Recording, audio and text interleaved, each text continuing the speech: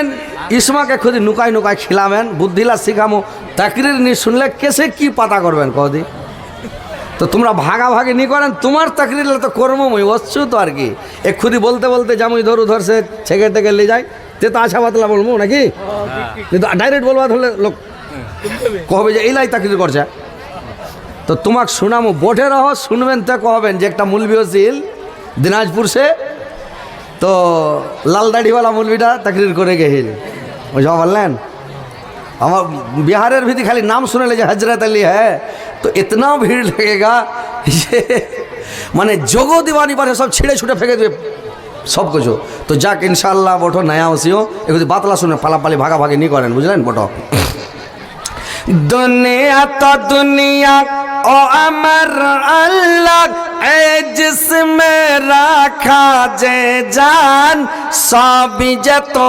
मर्दा यरदान दुनिया तो दुनिया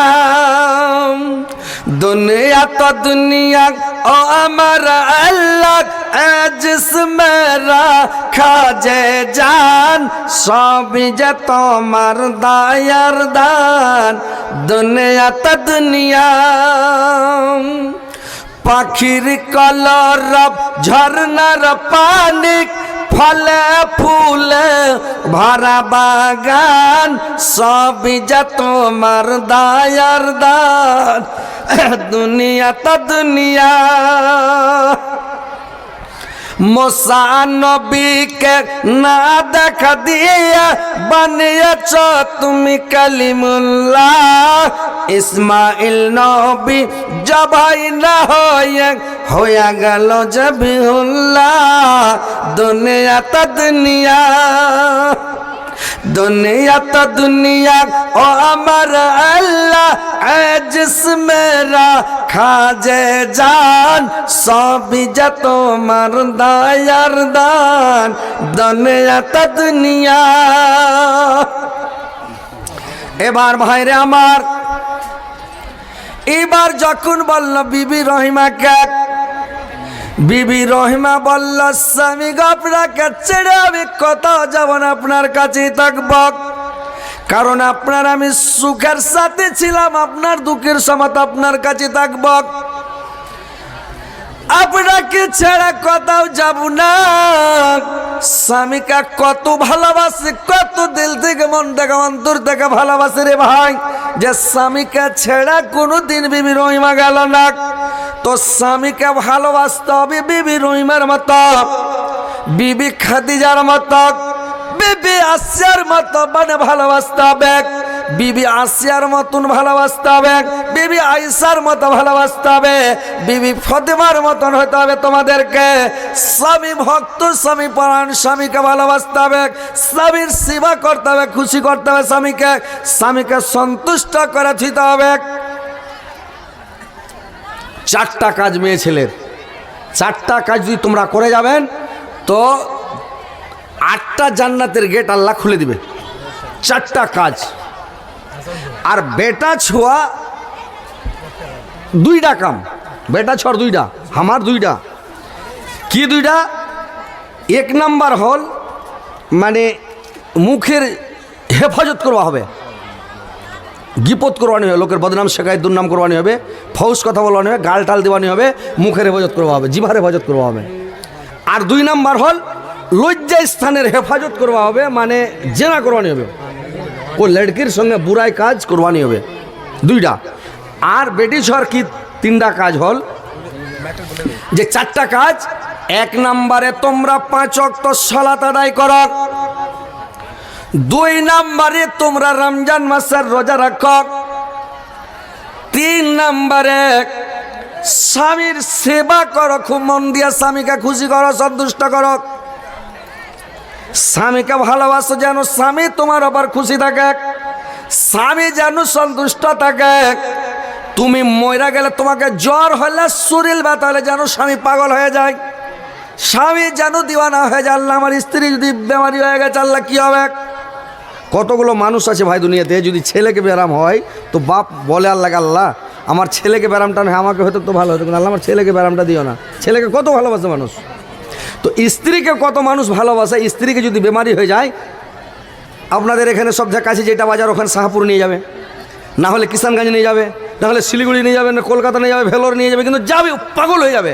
এত সুন্দর স্ত্রী, মনের মতন স্ত্রী, আমাকে এত ভালোবাসে, আমার এত সেবা করে, এত যত্ন করে, আমাকে এত ভালো করে খাওয়ায়, এরকম স্ত্রী পাবো কি না, ভাগ্যের জোর পাবো কি না কোনো ঠিক নাই, তো পাগল হয়ে যাবে। তাহলে ভালোবাসাটা দিতে হবে না, এমনি পাগল হয়ে যাবে। ওহা কয়েছেন যে খাওয়া তো পানি খানলে অস, আমার টিউবওয়েলটা চাপে পানি আনিল বেলে খুদি খুলে খাইল। ওহাক বেমারি হলে ওহাই আর দোয়া করবে না, পাগল হবে? ওহাক যদি সাঁতাবেন তো কথা হচ্ছে ভাই আমার বোনেরা ভালো করে শুনে নাও, তোমার স্বামীকে তুমি ভালোবাসো, তোমার স্বামীকে খুশি করো, তোমার স্বামীকে সন্তুষ্ট করো। কেমন করে ভালোবাসতে হবে? আল্লাহর রাসূলকে কত ভালোবাসতেন তার বিবি আয়েশা। একদিন আল্লাহর রাসূলকে আয়েশা গোসল করাচ্ছেন রে ভাই, গোসলখানায় একটা তক্তা বিছানো আছে। আল্লাহর রাসূল যখন তক্তাটার উপরে উঠাচ্ছে, আয়েশা মানে একটা বর্তন থেকে পানি উঠাচ্ছে আর আল্লাহর রাসূলের মাথার উপরে ঢালছে। আল্লাহর রাসূল গোসল করছেন, পানি ঢালছে, গোসল করছে। আল্লাহর নবী দেখছেন যে পানিটা যে বয়ে যাচ্ছে, তো পানিটা যে বয়ে যাচ্ছে, তো পানিটা যে যাচ্ছে, তো ওইখান দিয়ে পানিটা লাল হয়ে বয়ে চলে যাচ্ছে রে ভাই। তো পানিটা লাল হয়ে যাচ্ছে, আল্লাহর রাসূল বললেন আয়েশা পানিটা লাল হয়ে কেন চলে যাচ্ছে, কি ব্যাপার? আয়েশা বললেন স্বামী গো, আপনি যখন তক্তাটার ওপরে যখন উঠেছিলেন, আমার পায়ের আঙ্গুলটা চেপে গিয়েছিল, পায়ের কুড়া আঙ্গুলটা চেপে থাকলে ডাল হয়ে গেছে, আমার আঙ্গুলটা ফেটে রক্ত বয়ে চলে যাচ্ছে স্বামী গো।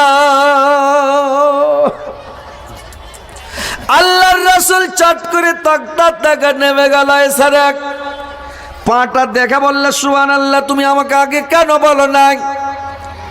তোমার মুখ দিয়ে একবার উহ কি আকে কোনো শব্দ কিছু বেরোলো না, তুমি কিছুই বললে না।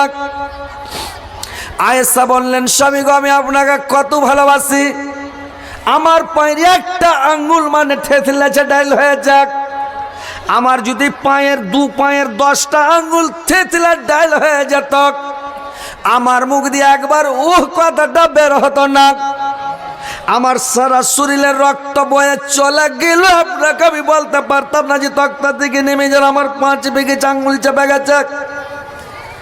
আল্লাহর রাসূলকে আয়েশা কত ভালোবাসতেন ভাই বলেন তো। এখন বর্তমান যুগে ওরকম নারী পাওয়া যাবে বলেন তো? আছে? একটু ঠেস লেগে গেলে রেগে যায়, গালি দিয়ে দেয় আমাদেরকে। কিন্তু আয়েশা দেখলেন কোনো কথা বললেন না, আল্লাহর রাসূলকে কত ভালোবাসতেন।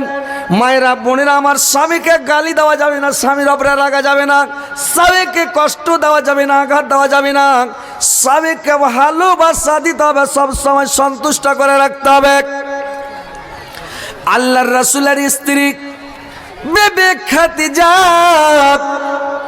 আল্লাহর রাসূলের স্ত্রী বিবি খাদিজা কত ভালোবাসতেন আল্লাহর রাসূলকে।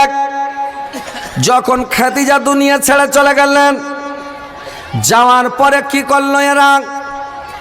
চলে যাওয়ার পরে যখন খাদিজা চলে গেল, আল্লাহর রাসূল যে কোনো সভাতে, যে কোনো মজলিসে, যে কোনো জায়গাতে কেউ যদি খালি খাদিজার নাম উচ্চারণ করত, খাদিজার নামটা নিয়ে নিলেন, আল্লাহর রাসূল সমস্ত গল্পগুলোকে বন্ধ করে দিতেন।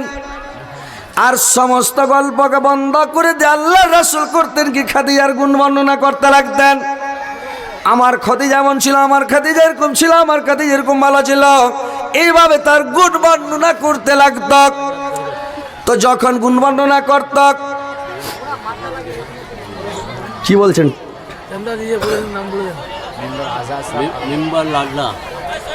নিম্বার লাল্লা লাডলা, মেম্বার লাডলা 1000 টাকা। মাস্টার আজাদ সাহেব, মাস্টার আজাদ সাহেব গরগছ উনি 1000 টাকা মাশাআল্লাহ আলহামদুলিল্লাহ দোয়াটা করে দিয়েছে, একটু পরে দানটা আমি নেবো ভাই, একটু থামেন, আর একটু থামেন, লেট করবো না। আজকে তো জানেন যে বক্তা কত, কিন্তু ইনশাল্লাহ আমি কিছুক্ষণ একটু আমাকে তাকরিরটা করতে দেন।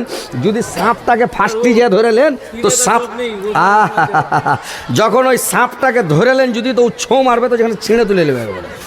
আর যখন ওই সাপকে ধরতে গেলে আগে বিন বাজাতে হবে, একবারে বাজাতে সাপটা যখন পাগলা হয়ে যাবে তখন ধরবেন, ও কিছু বলবে না। তো টাকাটা আর যে পাখির থেকে বের করতে হবে তো একটু সময় লাগবে, না তো টাকা বের করবে না ভাই, বুঝতে পেরেছেন?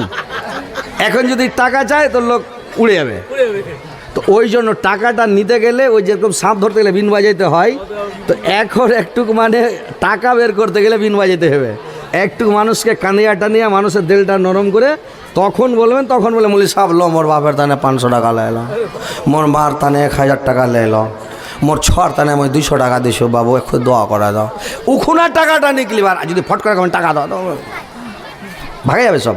আমরা রাত দিন তাইলাই কাজ করছো, দিনও তাকরির করছো, রাত করেও তাকরির করছো, একটা দিন ফাঁকানি প্রত্যেক দিন জালসা করতেইছো, বুঝলেন? তো ইনশাল্লাহ তোমরা বঠো, মই তাকরির করছো, খুদি শুনে লো, দেখে লো। তার বাদ আর ইসমানা তো বলি বুঝবাইনি পারছে, আমার বাংলা যখন কচু ওখানা উঠবা ধরছে, যখন দেশি ভাষা বলছো ওখানে ফের বঠে রয়ে আছে, চুপচাপ বঠে আছে। কি যে বাত তুমি বুঝবাইনি পারছো? হা মুই তো বলছি একটু মাঝে মাঝে দিলা দিক্কত হবে, তোমাকে সমঝাই দেবো। মুই একটু বটে খালি শোনো যে কিভাবে চলবো হবে না। তো জান্নাত কি এসে চলে যাবেন? জান্নাতটা পাকা কলানি ছিলবেন আর খাইলেবেন। জান্নাত যাতে বহুত তকলিফ ছে, কষ্ট ছে, মেহনত করবা হবে।